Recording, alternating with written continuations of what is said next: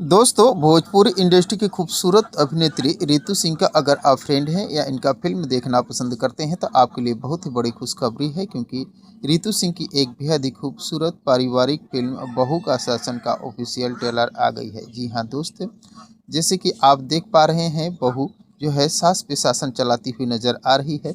आखिर सास पर बहू शासन क्यों चला रही है, इस फिल्म की ऑफिशियल ट्रेलर को आप देखेंगे तो आपको अंदाज़ा लग जाएगा। तो दोस्तों, बेहद ही खूबसूरत इस फिल्म की ऑफिशियल ट्रेलर है। दोस्तों, आपको बता दें, इस फिल्म की लीड रोल में रितु सिंह के साथ निसार खान रोमांस करते हुए नजर आने वाले हैं।